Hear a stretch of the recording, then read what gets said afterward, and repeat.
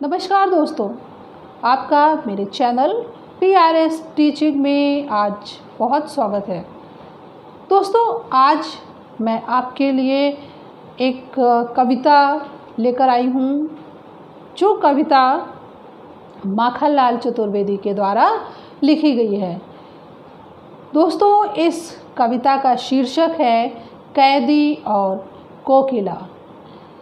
कैदी और कोकिला इस कविता में कवि माखनलाल चतुर्वेदी जी ने स्वतंत्रता से पूर्व भारत की दुर्दशा का चित्रण किया है और अंग्रेज़ों के मानवीय व्यवहार के संबंध में जानकारी प्रदान की है। तो दोस्तों, आगे बढ़ाते हैं वीडियो को और शुरू करते हैं इस कविता के रचयिता माखनलाल चतुर्वेदी के जीवन परिचय के साथ। वीडियो आगे बढ़ाने से पूर्व दोस्तों, मैं आपसे निवेदन करती हूँ कि अगर आपने अभी तक मेरे चैनल को सब्सक्राइब नहीं किया है तो प्लीज़ मेरे चैनल को सब्सक्राइब कर दीजिए, वीडियो को लाइक कर दें, शेयर कर दें और हाँ, आप मुझे इंस्टाग्राम पर भी फॉलो कर लें। मेरी इंस्टाग्राम आईडी है PRS teaching_YT। दोस्तों, मैंने अपनी इंस्टाग्राम आईडी की लिंक डिस्क्रिप्शन में दे दी है और साथ ही दोस्तों, आप बेल आइकन को ऑल पर सेट कर दीजिए, जिससे मेरे वीडियोस की नोटिफिकेशन आपके पास तुरंत पहुंच जाए। अब बढ़ते हैं इस पाठ के रचयिता माखनलाल चतुर्वेदी के जीवन के संबंध में कि इनका जन्म कहाँ हुआ था, कब हुआ और इन्होंने किन किन रचनाओं को लिखा। तो विद्यार्थियों, माखनलाल चतुर्वेदी का जन्म मध्य प्रदेश के होशंगाबाद जिले में बावई गांव में सन 1889 में हुआ। जब इनकी अवस्था केवल 16 वर्ष की थी, तब ये एक शिक्षक बने और बाद में अध्यापन कार्य को छोड़कर इन्होंने एक पत्रिका का संपादन कार्य शुरू किया, जिसका नाम था प्रभा। विद्यार्थियों, माखनलाल चतुर्वेदी के हृदय में देशभक्ति का भाव भी था और ये एक प्रखर और बुद्धिमान पत्रकार भी थे। तो इन्होंने प्रभा पत्रिका के अतिरिक्त कर्मवीर और प्रताप इन पत्रिकाओं का भी संपादन कार्य किया। इसके अतिरिक्त इन्होंने जो प्रमुख रचनाएं लिखी हैं उनके नाम हैं हिम किरीटिनी, साहित्य देवता, हिम तरंगिणी, वेणुलो गूंजे, धरा आदि। विद्यार्थियों, माखनलाल चतुर्वेदी जी को इनके उत्कृष्ट लेखन कार्य के लिए और उनके साहित्यिक योगदान के लिए उन्हें पद्म भूषण और साहित्य अकादमी जैसे पुरस्कारों से भी सम्मानित किया गया। जैसा कि मैंने अभी आपको बताया था कि चतुर्वेदी जी का हृदय राष्ट्रीय भावना से ओतप्रोत था, तो इसकी झलक इनकी रचनाओं में मिलती है और इन्होंने अपनी रचनाओं में स्वतंत्रता की चेतना के साथ देश के लिए त्याग और बलिदान की भावना को भी उजागर किया है। इसीलिए चतुर्वेदी जी को एक भारतीय आत्मा कहा जाता है। इस उपनाम से भी माखनलाल चतुर्वेदी जी ने कई कविताएं लिखी।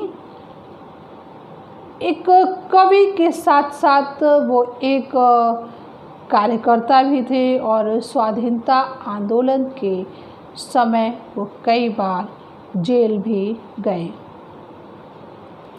उन्होंने भक्ति, प्रेम और प्रकृति आदि से संबंधित विषयों पर भी कई कविताएं लिखी। दोस्तों, माखनलाल चतुर्वेदी जी कविता में भाव को अधिक महत्व देते थे। शब्दों की अपेक्षा वो भावनाओं पर अधिक बल देते थे और इसके लिए उन्होंने परंपरागत छंदबद्धता और तत्सम शब्दावली के स्थान पर जो बोलचाल की सामान्य भाषा थी उसके साथ साथ उन्होंने उर्दू भाषा और फारसी भाषा के शब्दों का प्रयोग अपने लेखन में किया।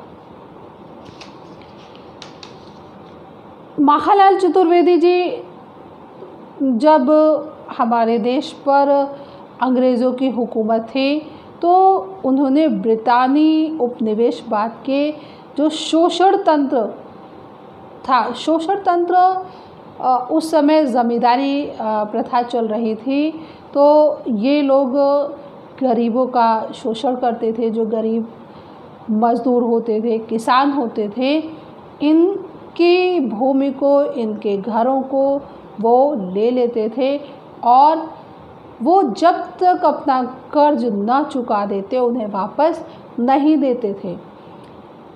90% से अधिक किसान और गरीब लोग कर्ज चुकाने में असमर्थ होते थे और इस कारण उनकी भूमि और उनका घर दोनों ही इन शोषक वर्ग अर्थात जमींदारों के हाथों में रहता था और यही एक कारण था कि इन्हें अपना जीवन गरीबी में बिताना पड़ता था।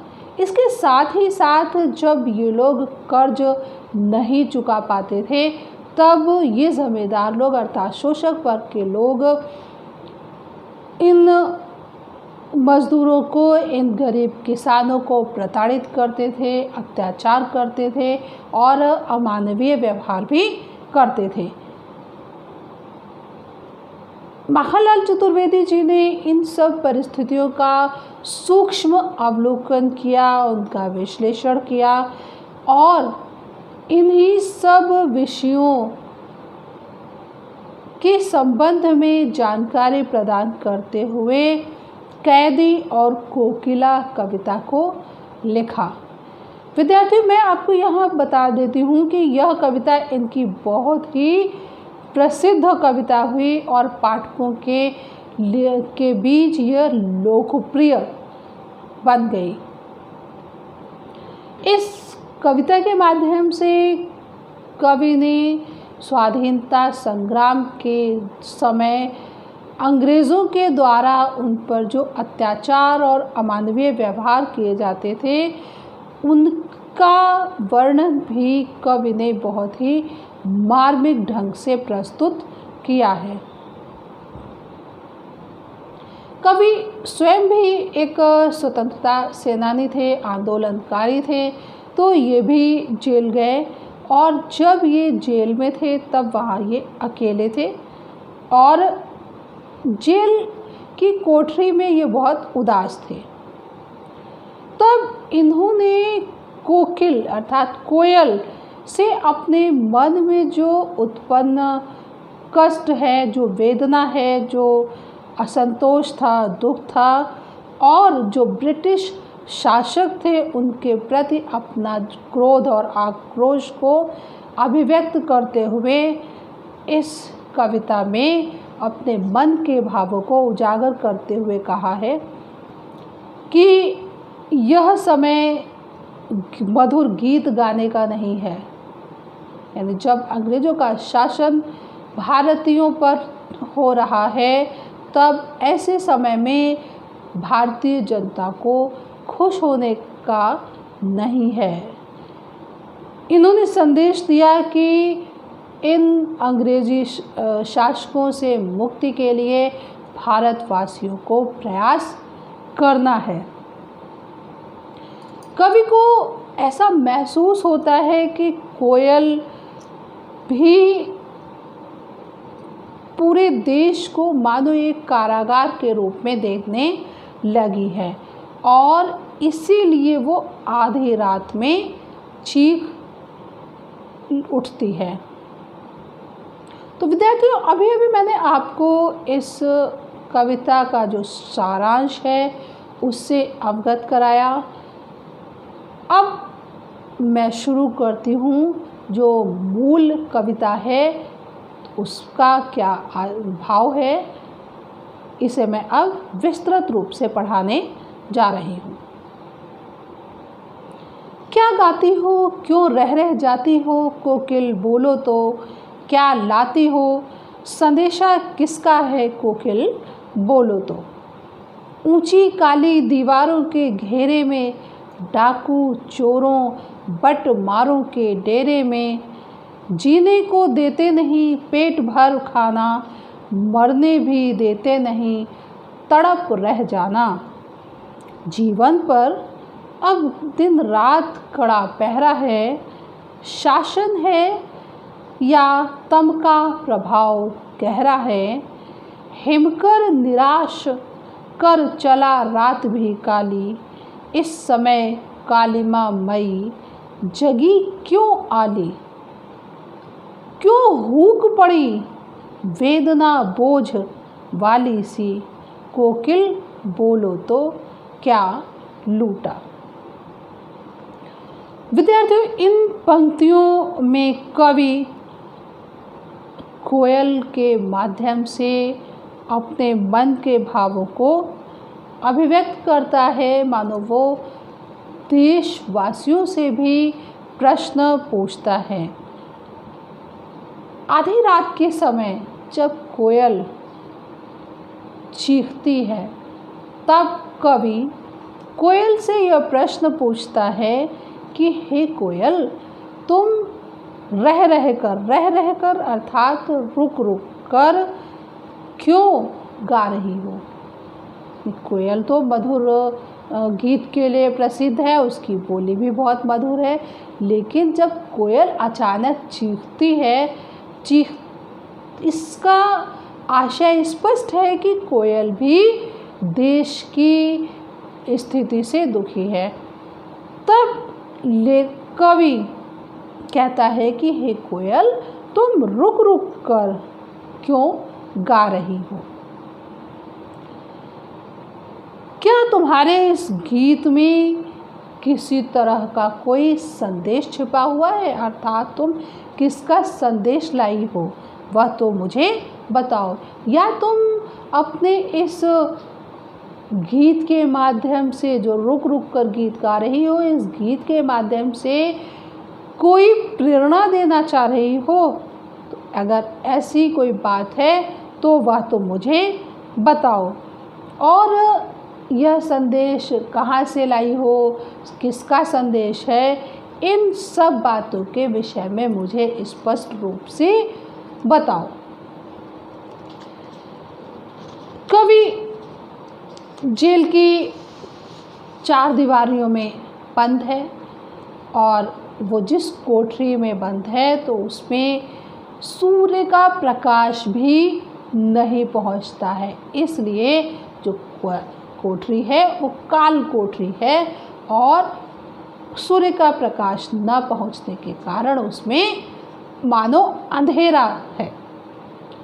उसकी दीवारें ऊंची ऊंची हैं। तो कवि कह रहा है कि ऊंची काली दीवारों के घेरे में, जिस काल कोठरी में अंग्रेजी शासकों ने उसे बंद करके रखा है, उसकी दीवारें बहुत ऊंची हैं और उसमें और कौन कौन रह रहा है, डाकू हैं, चोर हैं और जो बटमार हैं, यानी जो पॉकेट मार हैं, ये लोग भी उसके साथ में वहाँ पर बंद हैं। तो कवि ने कहा कि यह ऐसा स्थान है जो जीवन जीने के लायक नहीं है, क्योंकि यहाँ पर जो अंग्रेज़ी अधिकारी हैं, जो जेलर हैं, वो जीने को देते नहीं पेट भर खाना। अब देखिए, इन पंक्तियों के द्वारा जो कैदियों की दुर्दशा थी, उस दुर्दशा का भी चित्रण कवि ने यहाँ पर किया है कि ये लोग जीने को पेट भर खाना भी नहीं देते, यानी पर्याप्त मात्रा में भोजन भी नहीं देते, जिससे कि मनुष्य अपना जीवन आसानी से जी सके। और मरने भी देते नहीं, तड़प रह जाना, और स्वतंत्र रूप से मरने भी नहीं देते। अर्थात इतनी यातनाएं देते हैं, मानसिक प्रताड़नाएं देते हैं, शारीरिक प्रताड़नाएं देते हैं, तड़पा तड़पा कर मारते हैं। तो इस स्थिति में जो कैदी है वो तड़प तड़प कर रह जाते हैं। अर्थात कभी भी स्वयं एक कैदी है तो वो अपनी ऊपर होने वाले अत्याचारों के विषय में भी बता रहा है कोयल को। जीवन पर अब दिन रात कड़ा पहरा है, और जो कैदी हैं उन पर दिन रात, जो सिपाही हैं उनका कड़ा पहरा रहता है। वो उनकी कड़ी निगरानी में रहते हैं कि वो क्या कर रहे हैं और कैसे, किससे मिलते हैं, किससे बात करते हैं, इन सब बातों की जानकारी वो लेते रहते हैं। कवि ये प्रश्न उठा रहा है कि ये शासन है या तम का प्रभाव गहरा है। कवि कह रहा है यह शासन है या ये तम शब्द का अर्थ है अंधकार, या मानो ये अंधकार का गहरा प्रभाव है, जिसके कारण इन्हें, ये जो अंग्रेजी शासक हैं, जिसके कारण, या दूसरे शब्दों में आप कह सकते हैं कि कवि ये उसके मन में आशंका उत्पन्न हो रही है कि मानो इस काल कोठरी के अंदर वो बंद है, इसी कारण उसे वास्तविकता का ज्ञान नहीं हो पा रहा है। या तो ये अंधकारमय शासन है या गहरी काली अंधियारी रात है, और ये उसी का प्रभाव है। हिमकर निराश कर चला रात भी काली, और रात भी इतनी काली है, इतना भयंकर अंधेरा है। हिमकर, हिमकर शब्द चंद्रमा का पर्यायवाची है। तो हिमकर निराश कर, जो चंद्रमा है वो भी निराश करके चला जाता है। जब चंद्रमा रात में उदय होता है तो चंद्रमा के प्रकाश से लोगों के मन को शीतलता मिलती है, लोगों का मन प्रसन्न होता है। लेकिन इतनी भयंकर घनी काली अंधेरी रात है कि चंद्रमा भी नहीं निकला है, और वो भी निराश होकर के चला गया। इस समय कालिका मई जगी क्यों आली। अब कवि कोयल से प्रश्न कर रहा है कि ऐसी इस कालिका मई अंधकार पूर्ण रात में आली, आली शब्द का अर्थ है सखी, तुम इस काली अंधेरी रात में क्यों जाग रही हो, तुम्हारे जागने का क्या कारण है, क्या तुम मुझसे कुछ कहना चाहती हो, क्या लूटा। अब कवि और भी प्रश्न कर रहा है। मृदुल वैभव को रखवाली सी कोकिल बोलो तो। क्या ये जो अंग्रेजी शासक है, इन्होंने जो भारत का वैभव है, धन संपत्ति है, वैभव शब्द का अर्थ धन संपदा, क्या इसे लूट लिया है। तुम क्या उस धन वैभव धन संपदा की रखवाली कर रही हो, जिसके कारण तुम इस समय इस आधी रात में बोल रही हो। क्या हुई बावली अर्धरात्रि को चीखी कोकिल बोलो तो, किस दावानल को ज्वालाएं हैं दीखी कोकिल बोलो तो। क्या देख न सकती जंजीरों का गहना, हथकड़ियाँ क्यों यह ब्रिटिश राज का गहना, कोल्हू का चर्रक चूं जीवन की तान, गिट्टी पर अंगुलियों ने लिखे गान, हूँ मोट खींचता लगा पेट पर जुआ, खाली करता हूँ ब्रिटिश अकड़ का कुआं, दिन में करुणा क्यों जगे रुलाने वाली, इसलिए रात में गजब ढा रही आली। इस शांत समय में अंधकार को वेद रो रही क्यों हो, कोकिल बोलो तो चुपचाप मधुर विद्रोह भी चीज इस भांति बो रही क्यों हो, कोकिल बोलो तो। अब कवि और प्रश्न पूछ रहा है कि क्या हुई बावली। बावली शब्द का अर्थ है पागल। अरे कोयल, क्या तुम पागल हो गई हो? आधी रात का समय है, जब सभी लोग नींद में हैं और पूरी तरह से चारों ओर सन्नाटा फैला हुआ है, भयंकर घनघोर अंधेरी रात है, तब तुम क्यों इस तरह चीख रही हो, क्यों चिल्ला रही हो? तुम्हारे चिल्लाने का क्या कारण है, तुम मुझे बताओ। किस दावानल की ज्वालाएं हैं देखी, कोकिल बोलो तो। दावानल विद्यार्थियों, दावानल शब्द का अर्थ है जंगल में लगने वाली आग। कवि पूछ रहे हैं क्या तुमने, जैसे जंगल में आग लगती है, क्या तुमने इस तरह की आग, देश के अंदर इस तरह की आग को देख लिया है? यहाँ पर दावानल के माध्यम से कवि क्रांति को अभिव्यक्त कर रहा है। क्रांति का अर्थ भी होता है कि जो बदलाव लाए, और उस समय जो क्रांतिकारी थे वो भी अंग्रेज़ी शासन के जो अधिकारी थे, उनको जहाँ भी वो मिलते थे अपना विरोध प्रकट करने के लिए उन्हें मार देते थे, भले ही उसके बदले में उन्हें कड़ी सज़ा और यातनाएं झेलनी पड़ती थी। यहाँ तक कि बहुत से देशभक्तों को इसके बदले में मृत्यु दंड भी मिला और उन्हें फांसी के तख्ते पर भी लटका दिया गया। तो कवि ये पूछ रहा है कि क्या तुम्हें दावानल यानी देश के अंदर कोई क्रांति भड़क गई है और इसलिए तुम उसकी ज्वालाएं, उसकी लपटें जो तुमने देख ली हैं, इस कारण तुम चीख रही हो? क्या देख न सकती जंजीरों का गहना? अब कवि कोयल से पूछ रहा है कि क्या तुम, जो मैंने जंजीरों का गहना, जो हथकड़ियाँ और बेड़ियाँ अंग्रेजी शासकों ने मुझे पहनाई हैं, क्या तुम इन्हें नहीं देख सकती हो?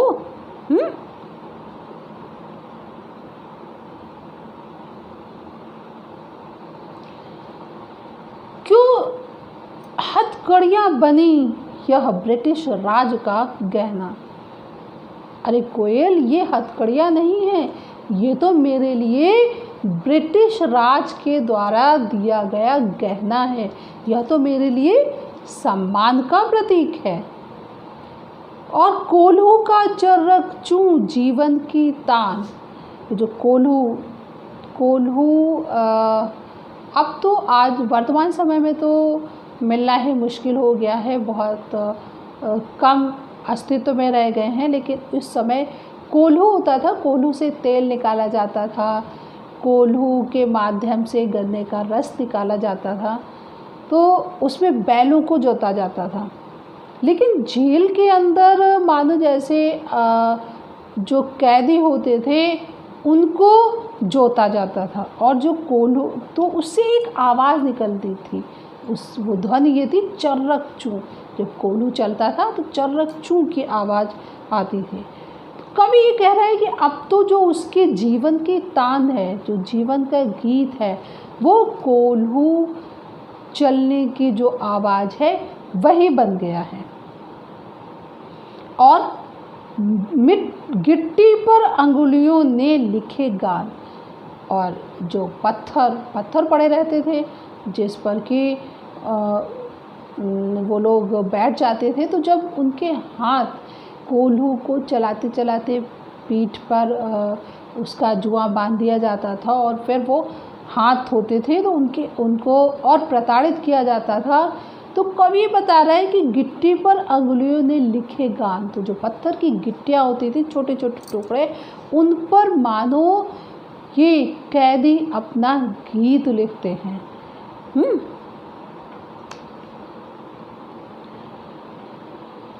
मोट खींचता लगा पेट पर जुआ।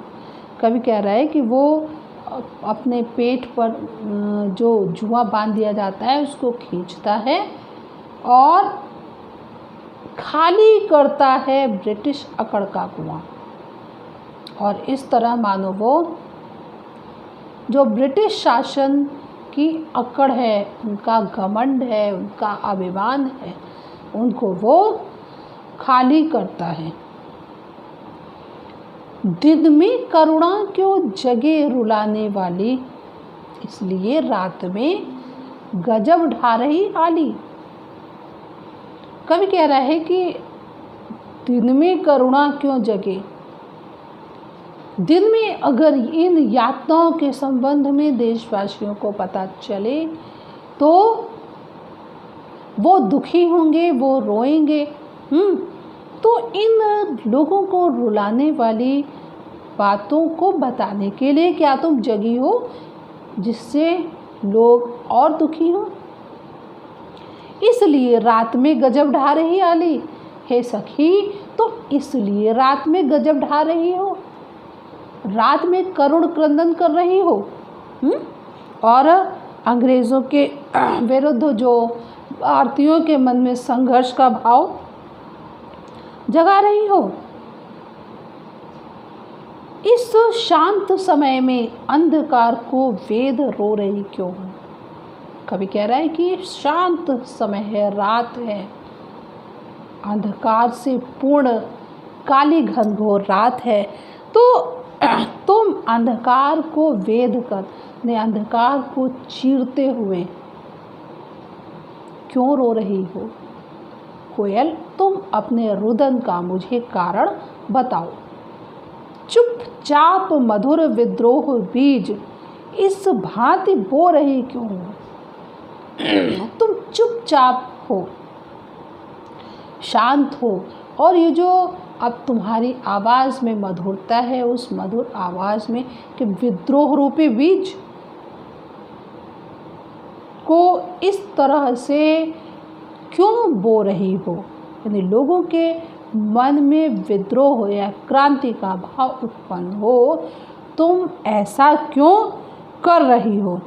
ये तुम्हारी तो मधुर आवाज़ है और तुम्हारी मधुर आवाज़ को लोगों की करुणा की भी आवश्यकता नहीं होती है, तो फिर तुम इस करुण ध्वनि में क्रंदन क्यों कर रही हो? क्या तुम्हारे मन में इस स्वतंत्रता आंदोलन का कोई नया इतिहास लिखने का विचार है? तुम अपने विचारों से मुझे अवगत कराओ और बताओ कि क्या तुम इस नीरस, शांत और अंधकार में वातावरण में इसीलिए चुपचाप रुदन कर रही हो? आगे की पंक्तियों में कवि ये बता रहा है कि जो उसके आसपास की चीज़ें हैं जेल के अंदर, वो सभी काली हैं। तो उसे ऐसा लग रहा है कि जो बाहर का जीवन है वो भी कालिमापूर्ण है। काली तू रजनी भी काली, शासन की करनी भी काली, काली लहर कल्पना काली, मेरी काल कोठरी काली, टोपी काली, कमली काली, मेरी लौह श्रृंखला काली, पहरे की हुंकृति की व्याली, तिस पर है गाली ए आली।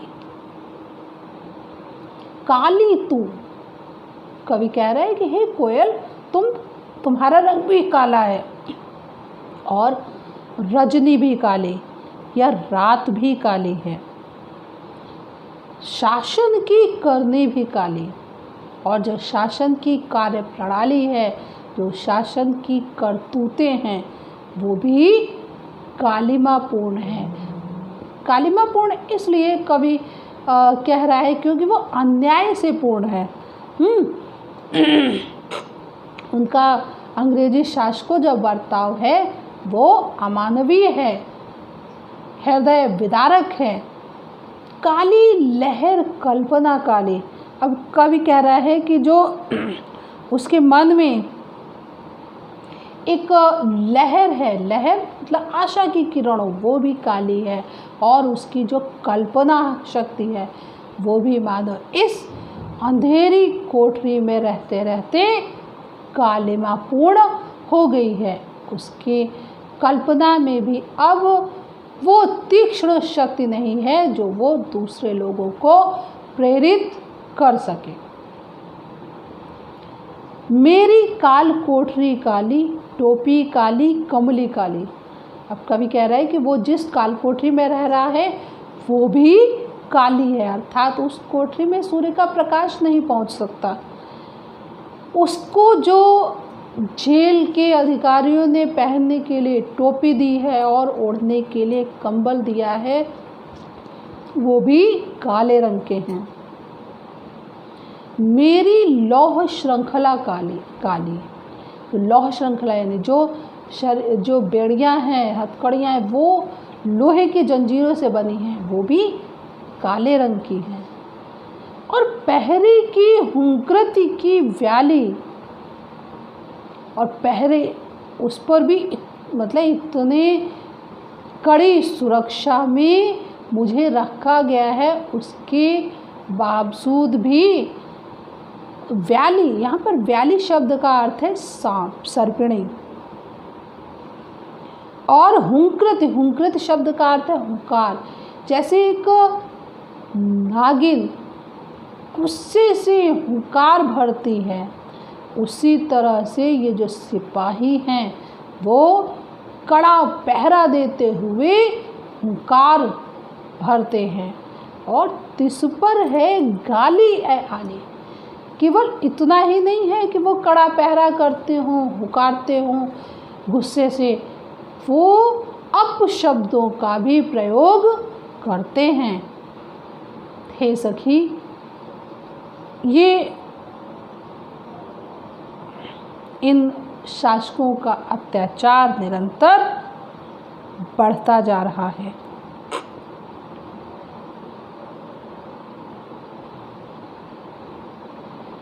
इस काले संकट सागर पर मरने की मदमाती कोकिल बोलो तो, अपने चमकीले गीतों को क्यों कर हो तैराती कोकिल बोलो तो। तुझे मिली हरियाली डाली, मुझे नसीब कोठरी काली, तेरा नभ भर में संचार, मेरा 10 फुट का संसार, तेरे गीत कहावे वाह, रोना भी है मुझे गुनाह, देख विषमता तेरी मेरी, बजा रही तिस पर रण भेरी। अब कवि कह रहा है इस काले संकट सागर पर मरने की मदमाते, यानी जो काले संकट के बादल हैं वो समुद्र के समान गहरे हैं, इनके दूर होने की मन में उम्मीद भी मानो अब नहीं जगती है, और चारों ओर अंधेरा और बढ़ता ही जाता है। तो ऐसे में तुम मरने के लिए क्यों मदमस्त हो रही हो? मदमाती मदमस्त, मरने के लिए क्यों मदमस्त हो रही हो? कोकिल बोलो तो, हे कोयल, मुझे इसका अपने बलिदान देने का कारण मुझे बताओ। अपनी चमकीली गीतों को क्यों कर हो तैराती। कवि कह रहा है कि जो तुम्हारे गीत हैं वो चमकीले हैं। चमकीले शब्द का प्रयोग यहाँ पर आशा को अभिव्यक्त करने के लिए कवि कर रहा है। कवि कि आखिर ये जो तुम्हारे तो गीत लोगों के लिए प्रेरणा स्रोत हैं, फिर तुम उन गीतों को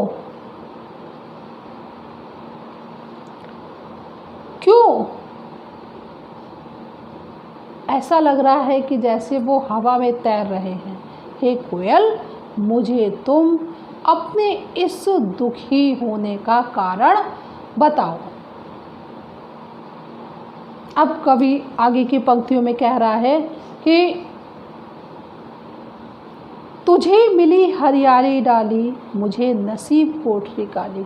यहाँ पर कवि अपने स्वयं के जीवन और कोयल के जीवन की तुलना कर रहा है। कह रहा है कि कोयल चूँकि जेल से बाहर है इसलिए वो स्वतंत्र है, आज़ाद है। तो कवि ने कहा कि तुझे मिली हरियाली डाली, कि हो कोयल तुझे तो हरी हरी डाली मिली हैं, तुम किसी भी पेड़ पर स्वतंत्र होकर बैठ सकती हो, लेकिन मुझे तो भाग्यवश ये काली कोठरी मिली है।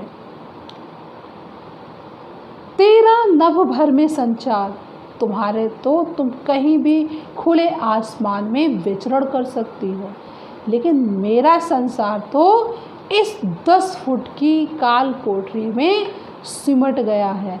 मुझे तो अब इस काल कोठरी से बाहर निकलने की उम्मीद भी नहीं लग रही है। तेरे गीत कहावे वाह, तुम जब गीत गाती हो तो लोगों का मन आनंदित होता है, आनंद से भर जाता है, लोग प्रसन्न होते हैं। लेकिन मेरे लिए तो रोना भी है गुनाह। लेकिन अगर मैं जेल की इस कोठरी में यातनाओं से दुखी होकर अगर रोना भी चाहूँ तब भी वो मेरे लिए गुनाह है, मेरे लिए वो सज़ा है। देख विषमता तेरी मेरी, बजा रही तिस पर रणभेरी।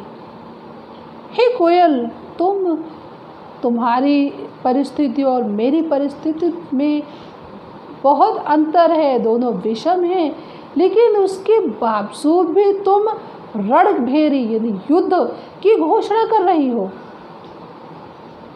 अब तुम मुझे इसका कारण बताओ कि क्यों तुम ऐसा कर रही हो। इस हुंकृति पर अपनी कृति से और कहो क्या कर दूं, कोकिल बोलो तो। मोहन के व्रत पर प्राणों का आसव किस में भर दूं, कोकिल बोलो तो।